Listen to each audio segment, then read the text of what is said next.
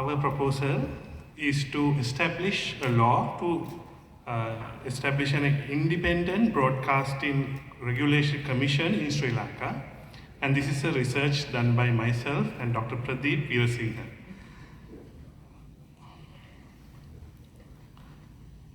The first president of the United States of America, George Washington, once said, "If freedom of speech is taken away, then dumb and silent we may be led like sheep to the slaughter."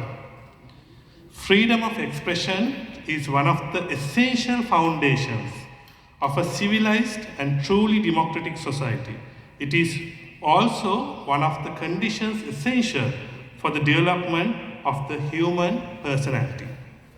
Under Article 14(1)(a) of the Constitution of the Republic, the freedom of speech and expression, including publication, has been recognized as a fundamental right in Sri Lanka. Media institutions and social media platforms play a pivotal role in the full realization of the freedom for all individuals. The task of the press has been identified as purveyor of information and public watchdog. The core value of freedom of expression is that everyone has access to impartial information and diverse opinions and ideas.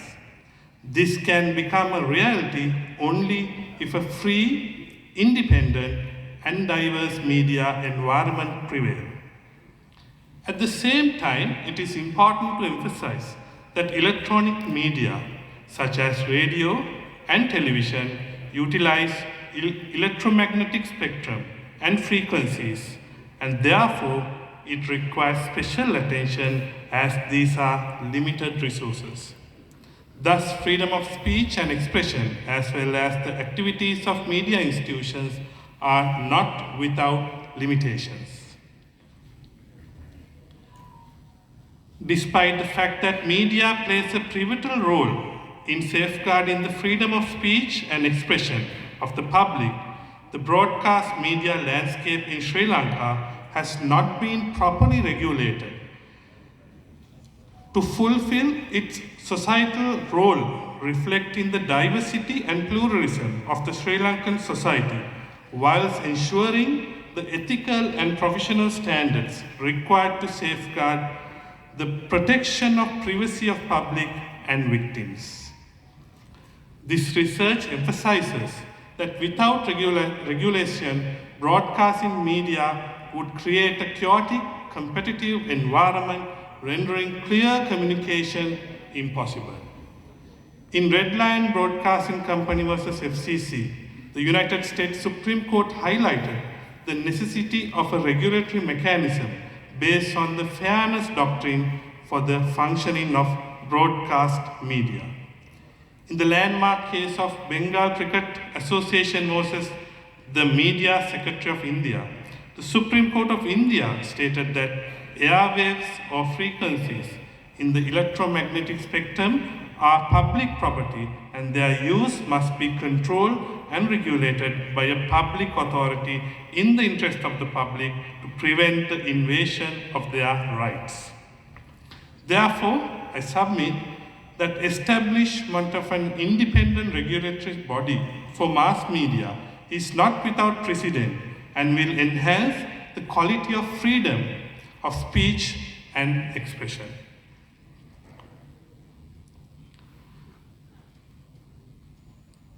To maintain a strong, active democratic environment in Sri Lanka, there should be editorial independence, openness, and accountability with pluralistic ownership and diverse content. This will create an impartial platform and vary ideas to help create informed citizens. Media ownership must be a mix of commercial, public, and community ownership. Content must reflect the likes, dislikes, pluralism, diversity, and needs of the society. To this end, we have several recommendations. These recommendations are to establish a law to regulate media institutions. The first is to create a regulatory authority. In order to create a regulatory authority to oversee broadcast media in Sri Lanka, aim at strengthening democracy and ensuring freedom of expression, a process must be taken place. We experienced that passing of Online Safety Act. There was a mighty hurry and public consultation process did not take place properly. So to ensure this law is a public-friendly law, the public consultation for structure and objectives must be carried out. To formulate the institutional structure, objectives, and role through public consultation, theme democracy and role of the electronic media. A public hearing commission should be appointed to gather public opinions and ideas. Then it should be referred to a national consultative conference. The public hearing committee's report should be presented at a national consultative conference with participation from all stakeholders in Sri Lanka and with all the special experts in the media industry. Then in-depth study and action plan should be drawn up. Then the draft discussion paper has to be presented to an expert committee. Then the public review of the draft has to be done and this paper must be published for public comment. Then the stakeholder workshop must be carried out and review and discuss at a workshop involving all electronic media industry stakeholders. Final recommendations will be discussed at the workshop. Then the second draft and the further consultation has to be carried out. Based on the workshop's recommendations and conclusions, a second draft discussion paper will be prepared.